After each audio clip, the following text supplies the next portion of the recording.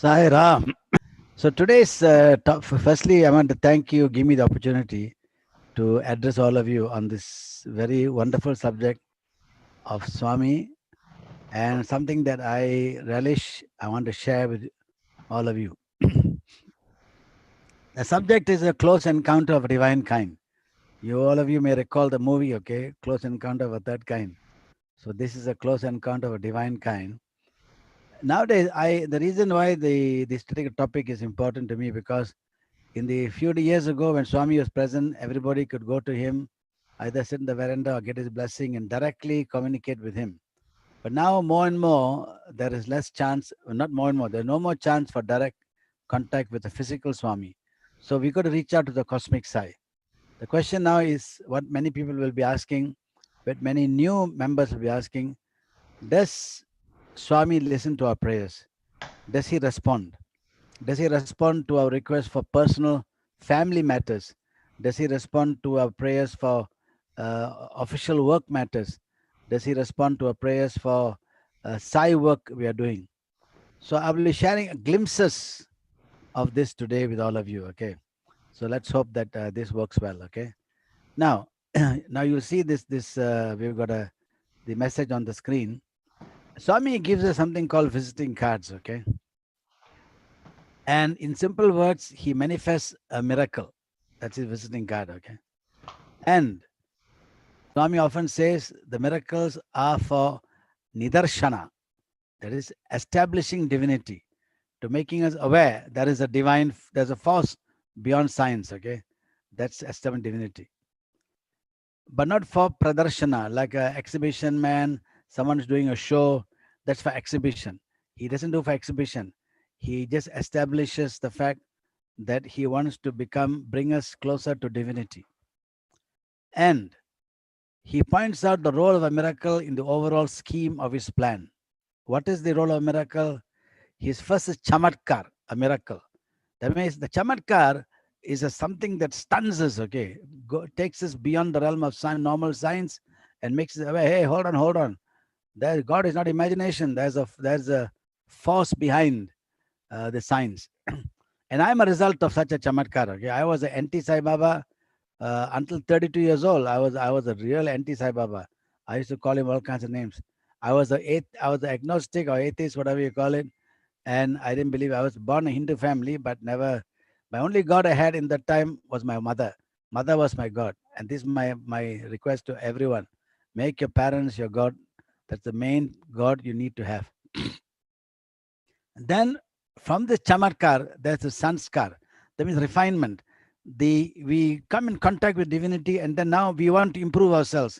We want to see what the divine message is, and it's called sanskar, a refinement of our inner being. And then having that, then we come to the third step, prapokar. That means selfless. Then once we are involved, understand there is a divine force, and we know His message, then we plunge ourselves into selfless service. I'm sure many of you will be in this particular category, having plunged yourself into selfless service. And I understand that a lot of incredible work is being done in South Africa, in America. And then we have sakshatkar, that means the ultimate vision of the divine. The vision of the divine will not be Vishnu coming in front of you with Changa Chakra, it'll come to you in terms of experiences, something that defies the laws of nature and the laws of science. So this is the fourth, now, he attracts us through miracles, refines our hearts and minds with his teachings. He prods us along the path of selfless service, which leads us to self-realization. Now the question is what is self-realization? We'll come to that. The visiting cards of our divine doctor come in many varieties and colors, okay? The list is endless. So I like to share, I got a lot of pictures here, and I'm sure South Africa has got a lot of experience also. America, sorry, I keep telling South Africa because I've been talking to them yesterday for a session there. The list is endless, and I'd like to share a few of the miracles here with you.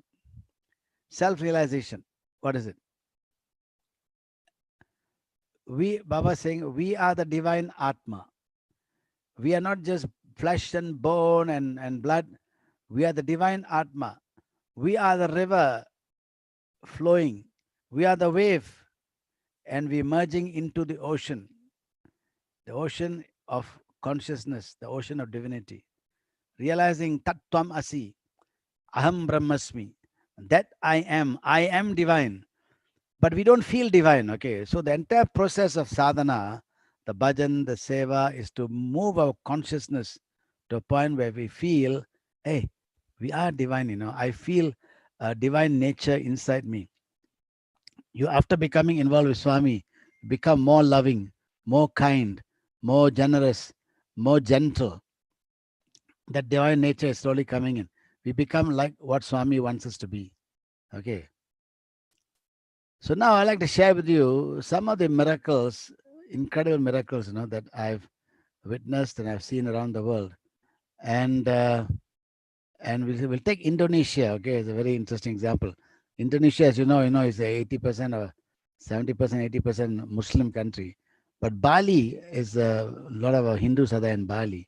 And here's a few pictures of what's happened in Indonesia. Here's a picture of Shirdi with a sprinkling of Vibuthi. Then you watch now what's happened now. These pictures were taken day after day after day as the devotees were witnessing their miracles. Now the Vibhuti began to intensify, and then more Vibhuti comes into the picture, and then more you can see now a small beard being formed, and then now the beard is there, still another angle there, and now the beard is like you can see now the beard now. The Vibhuti is now falling on the frame of the picture below, and the Vibhuti is intensifying. You can see daily this happening. Huh? Can you imagine the incredible feeling the devotees are having watching this drama? Okay.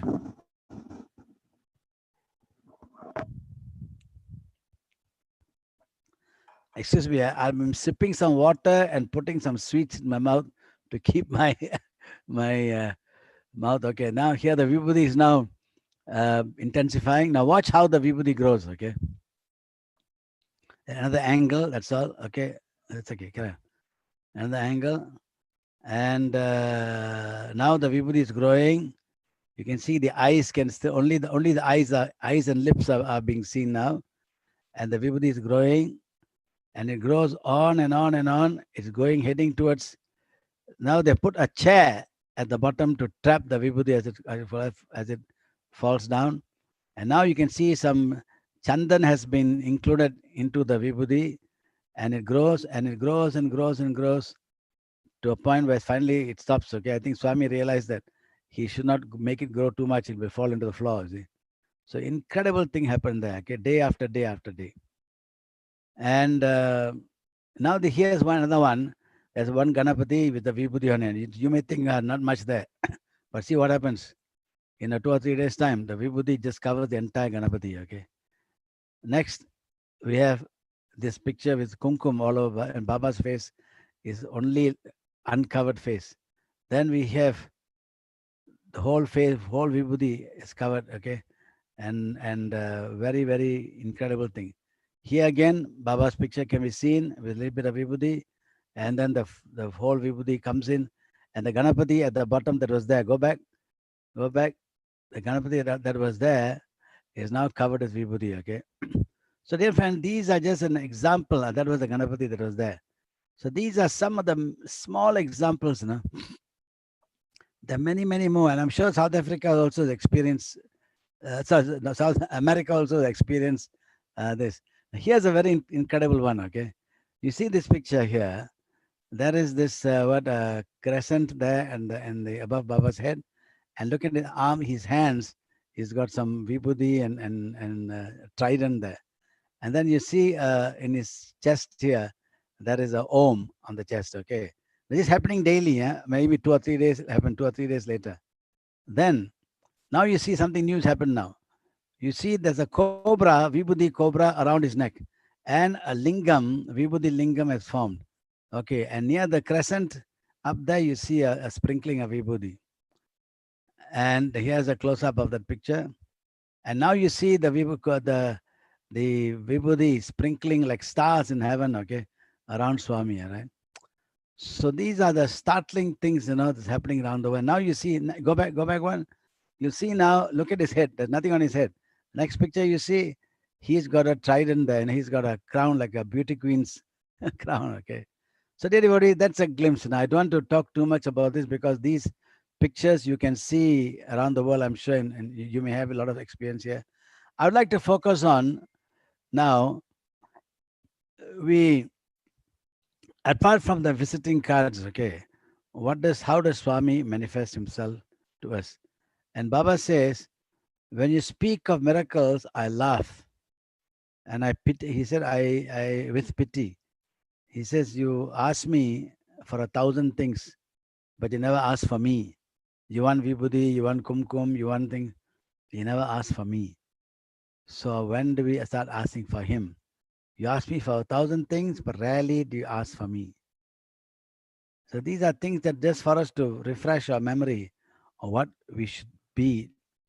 So now let me share with you what I call the miracle of Sai devotion. Okay. Without his presence, okay, without his physical presence, until today, it's manifesting around the world. Okay.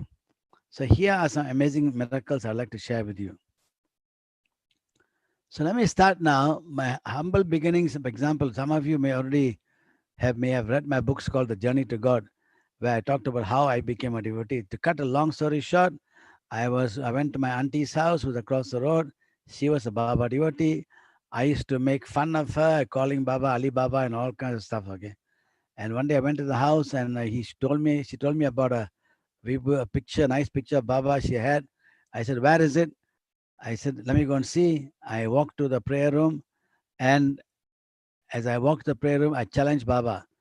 Hey, not Baba. Hey, if you are what you say you are, who you say you are, show me a sign, I'll believe. I walked in and Vibuthi manifested on the picture of Baba that is in the altar. That was a stunning shock for me. Of course, many people there in the house, because they know I could be mischievous. That time I was about 32 years old. Okay, now I'm much older. Uh, and they thought I had put the Vibhuti. So they started accusing me of putting the Vibhuti on the picture. And I had to deny. I said, no, I never did this. It was here. So that whole drama started that way. And that evening, the first song that Baba gave me came to me. And subsequently now more than 2,000 songs, okay, in Tamil language and as well as English have come. And so that was my first, that was a chamatkar, okay, the shock. Okay, and that's how it started. Now, here's a story about a song that changed my life, okay. Now, I went to Swami, to Puttaparthi, to Whitefield initially, then to Puttaparthi, about 4 months after Swami came to my life. I was going to Europe for a business conference, with the government. And I thought I'll drop into Whitefield. Whitefield went to, then Swami just ignored me in Whitefield. Then I heard him tell someone, I'm going to Puttaparthi. Then I heard that and I asked the Sevadal, is Swami going to Puttaparthi? They said, no, sir, no answer. Swami says, but we never know what Swami is doing, what going to do. So I said, no, I heard Swami say that, let me go. So I immediately packed my bags and went to Puttaparthi. And to my surprise, Swami had arrived in Puttaparthi. Next morning, I sat for darshan and Swami called me for my first interview. And in that interview, very interesting interview it was, both of us were standing and talking. The entire interview, both of us were standing and talking to each other. And by that time, I went to him, about 35 odd songs had come. And I had written these songs in a little booklet. And I gave this booklet to Swami.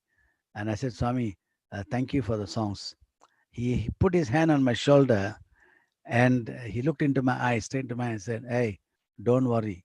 You are my instrument. Spread it, he said. Of course, I didn't know what he meant by me there being instrument. Hopefully, I'm some sort of instrument today, okay, in Swami's divine drama. And then I told him, I'm standing in front of him, remember? So I told him, Swami, in Malaysia, I'm singing to your picture. Can I sing one song straight to you now? I asked him. And he said, no, not now. You come in the afternoon and you bring all the Malaysian devotees with you. I said, but that time I'd gone alone. I didn't know any Malaysian devotee at all. There was a crowd of about 1,000 people there in uh, in uh, Puttaparthi, okay, in the hall. And I looked at him and I said, Swami, what? I don't know any Malaysian. He said, no, there are 32 Malaysians outside. Bring them in. That's the only time he told me how many Malaysians are there. After that, every time he meets me, he'll ask me how many in your group, how many in your group. So this is how Swami's drama, When you are not aware, he will tell you. When you are aware, he will ask you. So then evening somehow I found this. How I found them is a big story. Found them and then we all entered. There were about 28 odd devotees. Now a few guys missed out. Okay, and I'm sitting there now beside him and all devotees. And then meantime, then there were a lot of questions asked. A fantastic session went on with some very ridiculous questions by us, by devotees. Then suddenly he turned to me. Of course, by the time I'd forgotten, I'd asked for a song. Okay. And then he turned to me and said, now sing. Sing it. Sing softly, he said, okay, people outside. So, dear devotees, I started singing. This is a song that I sang. Now, the song is in Tamil. I'm not too sure how many of you understand Tamil, but I like to tell you the meaning of it because the song has tremendous impact in my life. Okay. Now, here I will give you that English translation you see is in yellow. Okay. And then the Tamil words are in white. So this is how the song goes. Bhagavan, I guess first I'll just say it first. Bhagavan unnai தேடுகின்றேன், Lord, I search for you. இறைவா உன்னை வேண்டுகின்றேன், my Lord, I yearn for you. வேண்டுகோள் ஒன்று ஏங்குகின்றேன், I'm yearning for something from you. உன் அருள் வேண்டும் நாடுகின்றேன், I yearn for your grace. Okay. Then Bhagavan, Bhagavan, Bhagavan. Okay. Then the second paragraph of the song. Sai Baba உன்னை கேட்கின்றேன். Swami, I'm asking you. கேட்டதை நீயும் கொடுப்பாயோ. Will you give me what I asked for? கொடுப்பாய் means give. உன் அருள் வேண்டும் ஏங்குகின்றேன். I yearn for your grace. இறைவா நீ இங்கு வருவாயோ. Will you come to me, come to me, come to me. Bhagavan. That's the name of the song. Now let me just sing this song to you. Of course, at that time when I'm singing the song in front of him very softly, all devotees there in the room, about 30 of them, whatever it is, could not open their mouth because I'm in the meantime, Swami spent his time. Everybody started giving Swami pictures and books to sign. Swami is busy signing like this. I'm here and he's signing like this. So the song goes like this. Bhagavan உன்னை தேடுகின்றேன், இறைவா உன்னை வேண்டுகிறேன், வேண்டுகோள் ஒன்று ஏங்குகிறேன், உன் அருள் வேண்டும் நாடுகிறேன். Bhagavan, Bhagavan, Bhagavan. Sai Baba உன்னை கேட்கின்றேன், கேட்டதை நீயும் கொடுப்பாயோ, உன் அருள் வேண்டும் ஏங்குகின்றேன், இறைவா நீ இங்கு வருவாயோ. Bhagavan, Bhagavan, Bhagavan. Now, devotees, in the second verse now which you're seeing on the screen, as I said, Sai Baba உன்னை கேட்கின்றேன், I'm asking you, கேட்டதை நீயும் கொடுப்பாயோ. Remember now he's signing things in books and pictures, He suddenly turns to me and said, Kodupen. That means I will give. Then I was stunned when he said that, okay. Then it's like, remember in a bhajan, you understand, the picture tells you, okay. Then the second last verse, உன்னருள் வேண்டும் ஏங்கின்ற இறைவா நீ, will you come to me, வருவாயோ, will you come to me?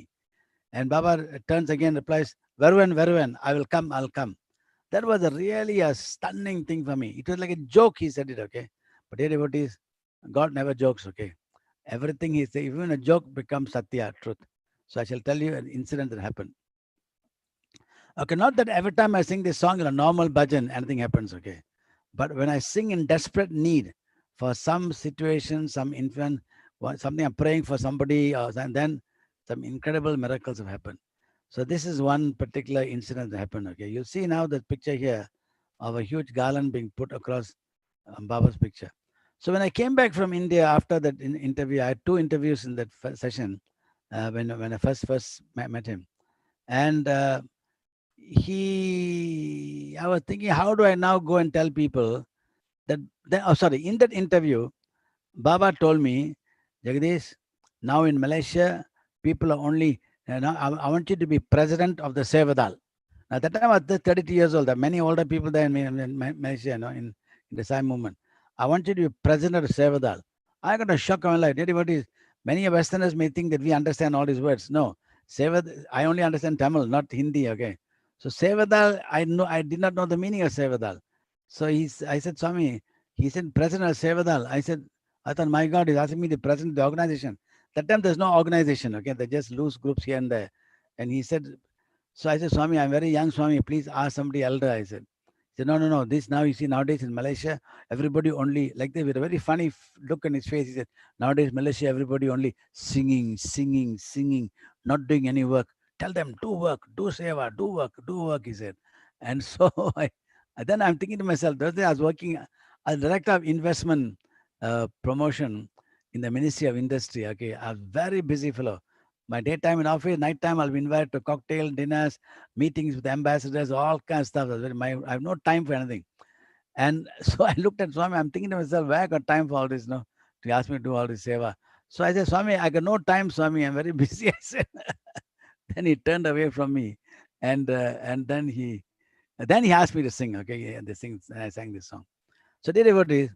So this song, when I came back, I dare not tell anybody. Swami asked me to be president of Sevadal because there's so many older people there. How do I go and tell people Swami asked me to do this?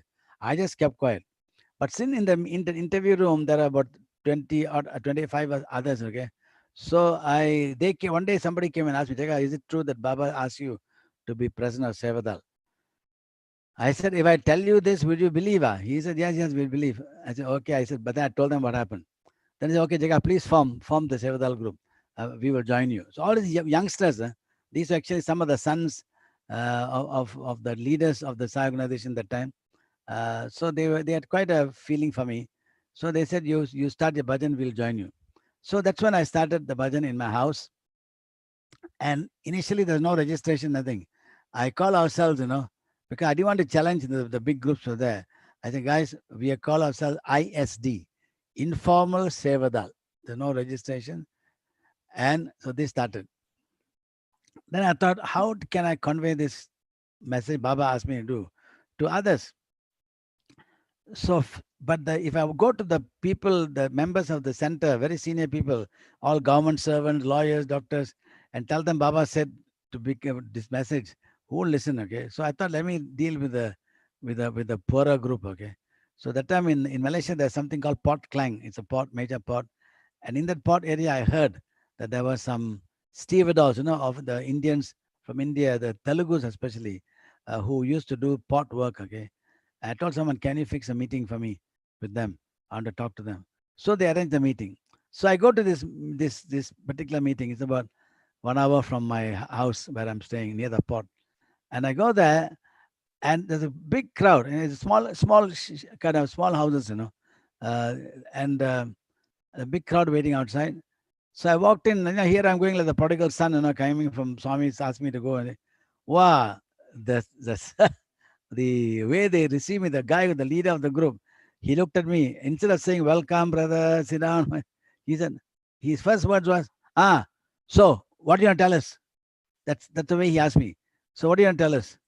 I got a shock of my life, Here I thought they'll be kind and loving, and they're asking me rather, in a rude manner. So I said, can we have bhajan first? I said. So I said, okay, come. Then all went inside, and that leader told me, yeah, you sit here. Tuck. I sat down like a good boy, and the bhajan started. So bhajan started, and no one is asking me to sing. I'm dying to sing a song. So then I tapped the guy in the shoulder. I said, sir, can I sing one song? Wait, he said. So all right, I waited like a good boy. Then he turned, now sing.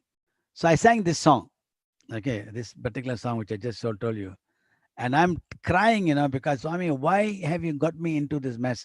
These people are so hostile. They're not going to listen to me. Why did you put me into this? How will they listen to me? What can I do to transform them? Okay, to make them listen. And so I started singing this song, Bhagawan. Now, normally when I sing my songs, okay, my eyes are closed, okay. because I have some lot of visions happening in front of me. So I started singing. So when the moment the song finished, the classic ending always those days, now less so, is Subramanyam, Subramanyam, Shanmuganatha, Subramanyam. So everybody sang, everybody stood up, the Arati. Now we got up, and then the chairman, the leader of the group, he gave me the Arati tray and totally changed. He was so polite, He bowed down, sir, please, sir, can you do Arati? So I was a bit nervous. Why this guy being so kind suddenly? So I did the Arati. And I'm wondering, Swami, what happened? How come this guy so suddenly transformed like this? I thought maybe the song was a nice song. They liked the song. Okay. But what happened is, devotees, Arati is over. They asked, please, sir, let's have some prasadam, some food outside. Then we can talk. So I went outside and I took the food and I asked that leader, sir, can I ask you a question? When I first came here, I must say that all of you surprised me because you appear to be very aggressive and very hostile. How come suddenly you have changed, I'm very happy. Sir, didn't you see what happened? They asked me. I said, what do you mean? No, when you were singing the song, I said, what happened? I sorry, I had my eyes closed. I didn't see anything. The last line of your song, will you come to me, come to me, come to me, like that. Is as though you see that big, they had a bigger garland than the one you see in the picture here. It's as though somebody held the bottom of that garland, that V shape there, and tore the thing apart, okay? And as though tore it apart, and all the flowers, just they came to the flower. That stunned them. Wow, how come this guy says, whatever, come to me, and this thing happened? So, dear devotees, I thought to myself, Mami, Swami, you delivered. Huh? That was the first real contact I had with consciousness, and how Swami responded to my desperate prayer for help. After that, this particular group became very, very close to us, and we built a Sai Baba center there. You won't believe it. This particular village, these poor guys, they're living in a village in Malaysia. It's called Kampong Miskin. That means poor village. That's the name of the village, poor village, Kampong Miskin. And so we helped them to build a little wooden center, and that started the first Sai Baba center in Malaysia. We called it Prema Nilayam. And then subsequently, of course, now many centers, big brick buildings are there, and the whole atmosphere has changed. So that's the first encounter, with of a divine kind I had with Swami, that made me win over the love of the devotees. Okay. Now, another incident happened. So we in Malaysia here, we have in our center, we have a Ganapati, for which people do Abhishekam on. Okay. So I was sitting there, and then Swami told me, Jagadeesh, I will give you a Shivalingam. I said, yes, Swami. Now, I'm actually not a ritual type, I'm more bhajans, laughter, joy, singing, seva. That's my type of thing. But Swami, I'll give you a Shivalingam, and you do Abhishekam on the Shivalingam, and people will come to you, sick people will come to you, and you give them the Vibuthi. That's a real size of the lingam. Give them the Vibuthi or the water, water. So I'm holding the lingam in my hand in the interview room, looking at this lingam and thinking, Swami, what should I do? So Swami, I said, okay, I'll do that. Or what mantra should I use? I asked him. He said, then he smiled and said, any mantra. Then he said, with a mischievous smile on his face, he said, Om Namah Shivaya, Om Sai Ram. So that's a mantra we use now whenever I do this Linga Abhishekam on this lingam, okay? And so people will come to me and they'll come and we do Abhishekam for them and all kinds of prayers we do for them. They come to my house, okay? Slowly, the interest began to increase, and devotees will come, and we have sessions for them where we do the Linga Abhishekam and give buckets of water, we put for them, and then Vibuthi, a lot of Vibuthi, and we distribute the Vibuthi. Slowly, the news got around that Jaga is doing all this, So from outside just my own center, which is the Bangsa Center in Kuala Lumpur, somebody once came and said, Jaga, can you come and do it in another town, nearby town called Seremban, which is, those of you who are familiar with Malaysia, Seremban is a town about 1 hour's drive from Kuala Lumpur. So I was not too sure whether I should go and do it outside. Then I prayed to Swami. Swami said, yes, go and do. Whenever people ask you for help, you go and do. So we started going out of KL and doing this. Now it's a very exhausting thing. I had a team of people who come with me. They will go in advance about 1 hour before me, and they will clean up. They'll wash the area up. They will decorate the altar and have all the water ready. The Vibuthi ready. Then I arrive there, and then we do the ladies and men. Okay, about 8 or 9 of them officers go there, and they do all the clean. Then everything we probably leave at about 7 a.m. And by the time we finish, come back at about 10 p.m. something. By the time I reach home and I have my dinner, I just collapse in the bed. Okay, it's about 11 p.m., 12 p.m. Exhausting. But people used to come and ask me for help. Okay, totally exhausting. So, but how did Sai show his support, okay, and his grace? So here's one incredible incident that happened, okay. Now, first, imagine the scene now. We go to one center. The crowd is big crowd is there. Basically, these are Indian people. There are a few Chinese devotees were there. And in every place we go, there'll be this kind of crowds there, okay. Maybe 60, 70 people, whatever it is. So it depends upon the crowd. And when it finishes, by the time it finishes at about 10 or 11 p.m., okay, it depends upon the crowd. I am totally exhausted, okay, because I've done the Abhishekam, then sick people come to me and I go and put Vibuthi for them.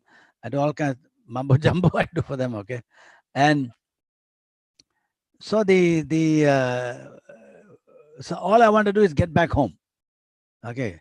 And everybody, so when this particular incident happened, I finished and I tell him, Saran, I'm leaving now. I go out, and the chairman of the center, very nice guy, you'll see his picture shortly. And he comes to Jaga, before you go, can you take a picture with me? The last thing I want to do is to take a picture, okay? But this guy was such a nice fellow. I said, okay, I'll oblige. So we stood there, and with his mobile camera, we stood there, and a picture was taken. Everybody's about now. Watch the scene, the background. Both are standing there. Behind us, on the wall, there was a big painting somebody had done of Shirdi. It's a scene where Shirdi, those of you may have seen this picture of Shirdi stirring a boiling pot of God knows what, maybe rice or whatever it is, He's stirring a hot, big pot. And that scene was at the back, okay, on the wall. And the devotee standing around. So we stood there in front, and a picture was taken. Then I said, Bhagat, thank you very much, Swami. Before anybody else comes, I better rush. So I went off. 3 days later, this guy comes to my house. He shows me this amazing picture. Devotees, can you imagine? And that's the picture we can see. If you can see now, that's Shirdi there. And you can see now I'm putting my arms on this chairman's shoulder. And there you can see Shirdi's hand on my arm. And you can see now, look at the interesting thing here is the distance from the wall to where we are standing. It's not just we're not standing next to the wall. It's quite a distance away. And the Shirdi is reaching out and touching my hand. It was a stunning picture, okay? And that's when I realized that this is a mission. That Swami is telling me that, hey, this is your mission. You continue to do this. I am with you. It's like an assurance to me that he is always with us again. So this picture was a very remarkable picture of really crossing. This is what's called, adventures of a divine kind. Okay. Now I'll move the scene from Malaysia to an incident that happened overseas in Zimbabwe. You see, everybody, I was working in this agency called MIDA, the Industrial Development Agency, and the Commonwealth Secretary at London asked for someone to be sent from MIDA, my office, to set up an investment center in Zimbabwe. That time Zimbabwe wasn't as much as bad as it was later. It was quite nice and very. Everybody is terrified that I'm going to Zimbabwe. I'm going to be attacked by lions and Africans, So what I said, okay, I'll go anyhow. So UNDP, United Nations Development Program, asked me to set up asked the MIDA, not me. So my chairman called a meeting all the directors who wants to go and help Zimbabwe. And no one wants to go. Hey, Africa, who wants to go? So, my sense of dharma came up, okay? And I said, hey, listen, when we were down, we asked help, people helped us. Now somebody's asking help, we must go and help. Then one of my colleagues said, Jaga, why don't you go then? I was director of investment promotion, okay? So I said, okay, I'll go. So then I went home and told my people I'm going to Africa. They got stunned, okay? Anyhow, so when I went to Zimbabwe, Zimbabwe was at the time was a beautiful country, okay? Really very peaceful. Subsequently, a lot of nonsense took place. At that time, Mugabe was the president at the time. And once I was there in Zimbabwe, I started working with the government. I was really very well treated. They gave me like a real super VIP. They gave me a nice house with a cook, with a gardener, with a driver, car, everything. I was really like a VIP consultant, and I was working with the governor of the central bank. Okay, so at first I thought the whole thing was easy. Why I was the originator of the investment center in Malaysia, so I thought I could duplicate this center, in Zimbabwe. So but it wasn't so easy because the conditions were totally different. So I had to think outside the box. And anyway, I worked very closely with all of them. They began to like me and respect me. In the meantime, there was a small group of Sai devotees. You won't believe there were four Sai devotees there. And now I'm going to share with you this particular thing here about Yogashema. There is a word here in Baba's used this word, Yogashema. And I used to read this word, okay, in Swami's speeches, and I used to wonder what the meaning was. Normally, as far as I'm concerned, or maybe many others, when they come across Sanskrit word, when you're reading an English translation of Baba's speech, we skip the Sanskrit word, okay. We don't bother to look into the meaning. But here, I tell you, what is Yogashema? Baba keeps repeating this word. So I saw that word Yogashema. And this is in chapter 9, okay, in verse 22. This is the verse, okay. Check out in your books there. This is the Bhagavad Gita. And Swami has quoted this. Ananyas chintayanto mam yajana paryupasate tesham yukta abhyuktanam tesam nitya abhyuktanam yogashemam bhagamyaham. The key word here is yogashemam. What is the meaning of this word yogashemam? So I checked now, and this is the incredible meaning. Here it says, whosoever among my devotees dedicates all acts to me with no other thought, whosoever meditates on me, serves me, worships me, remembers me, know that I am always with him, ever providing for him in this world and the next. I bear the burden of his yogashemam, vahamyaham. Now, the word yogashemam means, the word yogashemam is a very powerful meaning. That means whatever you have in life, I will preserve for you. Whatever you need in life, I will give you. The divine assurance. Dear devotees, can you imagine everybody who goes to a Hindu temple or a church or a mosque or wherever they go and pray? That's what they're asking for, without telling the words. They're saying, God, whatever I have in life, please preserve for me. What I need in life, please give me. This is what they're asking for. Okay. But everybody asks for that. But they forget the precondition that Swami has talked about, that, but Krishna has mentioned. Dedicate yourself to me and do my work. I will look after you. That's a divine assurance. So this is what I began to do when I went to Zimbabwe. In Zimbabwe, the task, my original official task was simple enough. I was the founding member of the investment center in Malaysia, so I thought I'll just duplicate the same formula, but it didn't work because the conditions were different. Anyway, I did everything, and everything was going very smoothly. I was working with the governor of central bank and everybody else.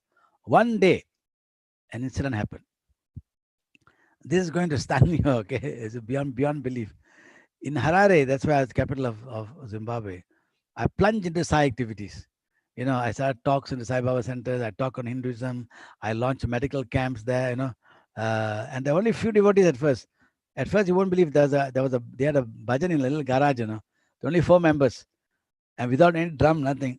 I went and took a bucket and started singing, and got their bhajans, in an exciting manner. So the new people heard about this crack fellow, Jagadeesan. So more and more people started coming, and the hall became full, okay. And so all that work I was doing, okay. Initially, there are no Africans involved. They came later, and that was a real another miracle how they came in, okay. And there's another big story about the involvement with witch doctors. I had like a King Solomon's mine adventure I had with witch doctors, but that's another story entirely. For this particular account, I'd like to share with you incredible experience I encountered in the official work I was doing. Okay, so one day, the governor of the central bank, he comes to me and says, Jagadeesan, I need your help. I said, what can I help? So he says, he gave me a unique assignment. Zimbabwe at that time, those of you may recall Ian Smith. He was the man there who did a lot of, the apartheid was very strong. So the world sanctioned Zimbabwe, and Mugabe himself went into the bush country and started an independence movement, and finally they got independence. But because of this particular concept of apartheid, the government of other countries began to sanction Zimbabwe. So Zimbabwe did not want to block money going in and out. So they created a huge messy system of how, if you want to get money from the government to foreign exchange, they began to create a lot of complicated systems. Okay, so the idea is not to block totally, but create difficulties for those who want to take money out and in money in. So the governor came into Jaga, can you sort out this particular forex problem we're having? I tell you what is, I am a development economist. Okay, I am not a central banker or a foreign exchange man. Okay, so when the governor gave me this particular challenge, I said, Governor, I'm not a foreign exchange expert. Okay, if you want, I can ask the Malaysian government to send central bank experts to come to you and advise on how to improve the system here. Then he said, no, Jaga, I have faith in you. You go ahead, you study and recommend to me. So that what is, don't forget now, I told you I had a nice house given to me. I had a cook and a small swimming pool, everything else. I went back home. After a bath, I went and sat in front of my altar. I had a small altar, Baba, and I began to meditate. I asked Swami, what can I do now? He's asking me to do something. This foreign exchange thing is totally alien to me.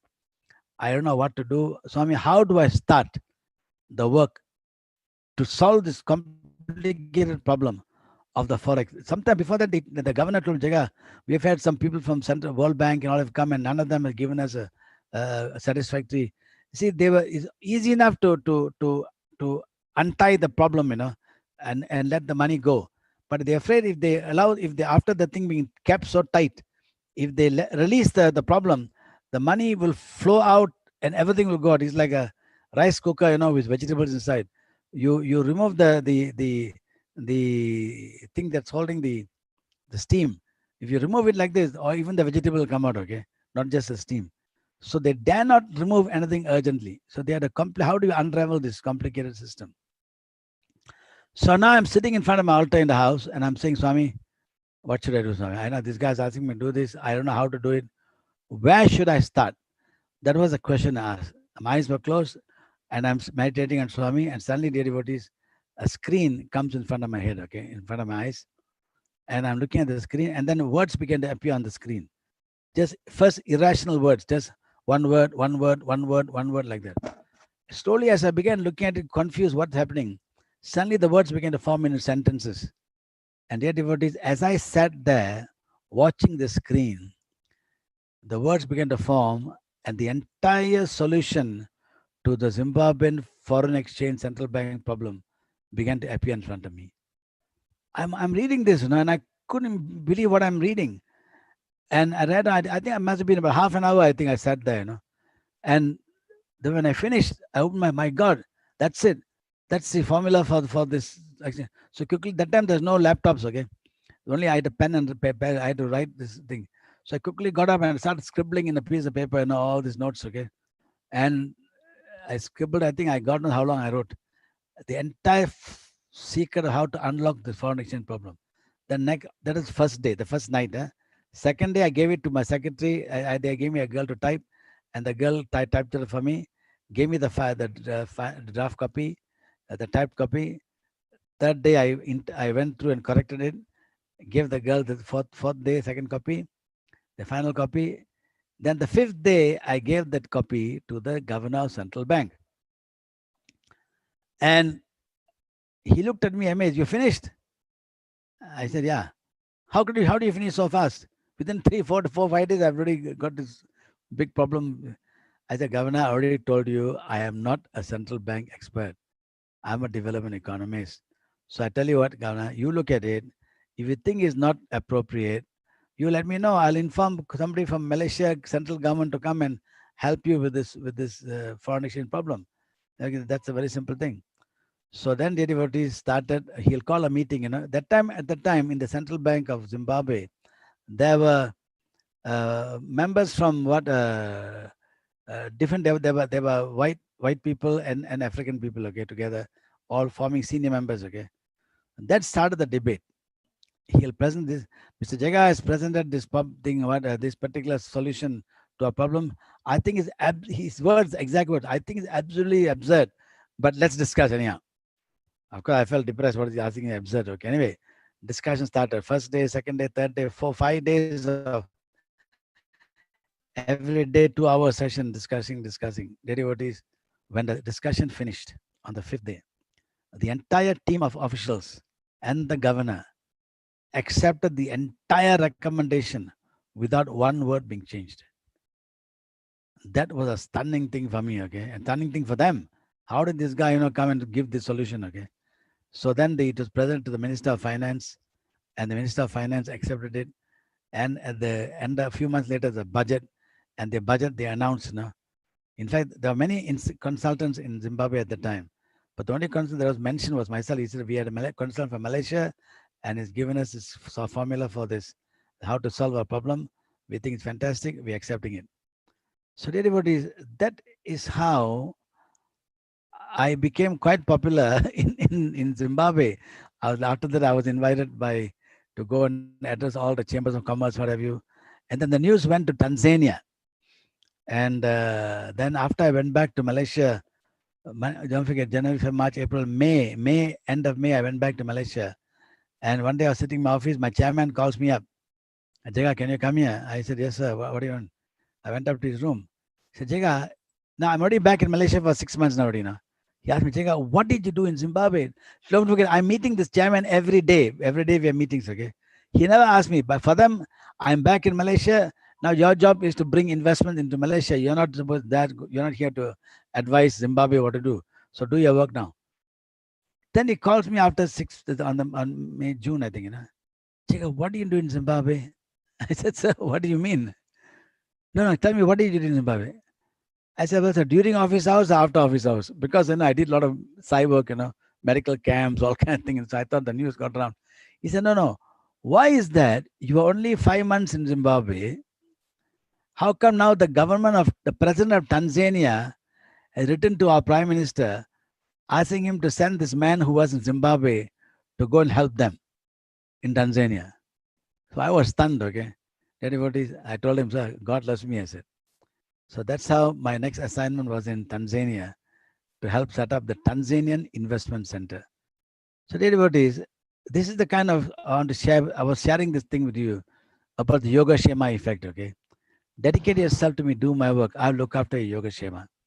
So like that, everybody, if those many people want Swami to come and give them all kinds of gifts and all kinds of benefits, but are we fulfilling what he asks us to do? Are you dedicating yourself to his mission, divine mission?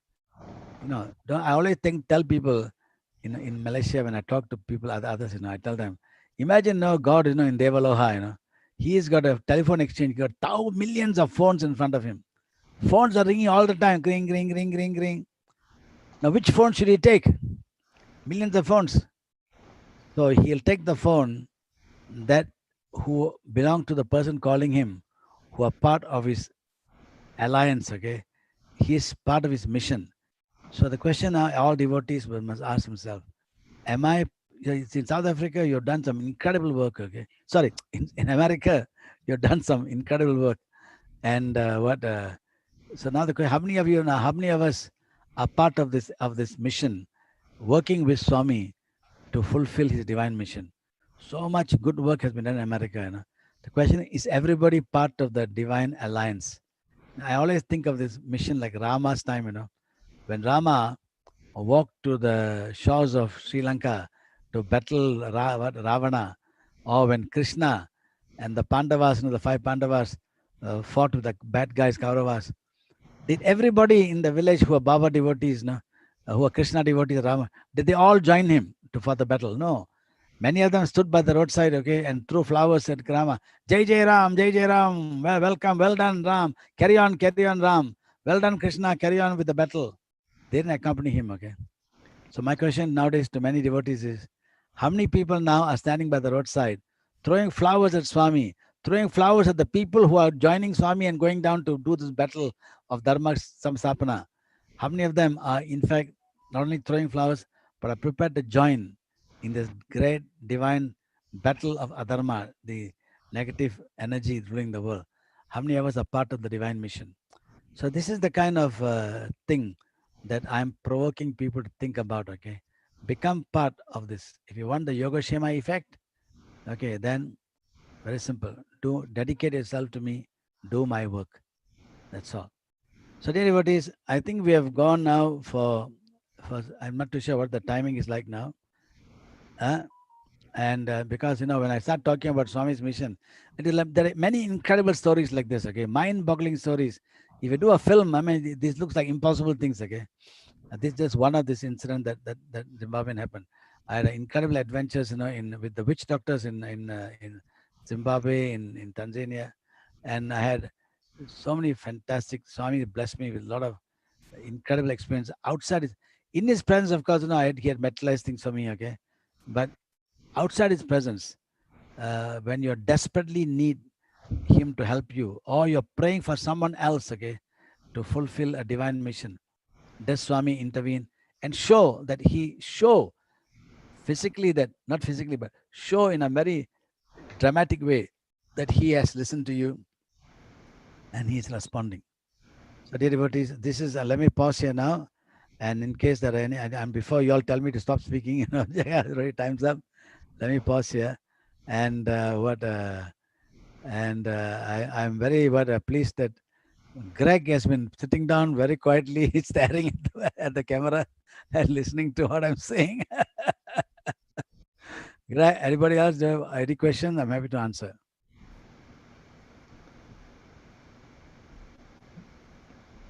Well, if you would like to just share with us briefly your experience and that your experience with the witch doctors, very briefly, if it's a good Baba story, which they almost always are, we'd love to hear it.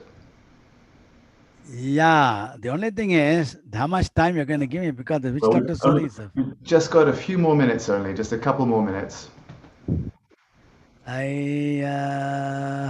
it's a long witch doctors. Okay, no, witch doctor story is a fascinating story. Okay, because you know why? I had an adventure with them like King Solomon's mines. Okay, you know, and they took me to the secret places in the hills of Zimbabwe, where no one else has gone there. You know, no non-African, no what they call Nyanga, no, the witch doctors have ever gone there.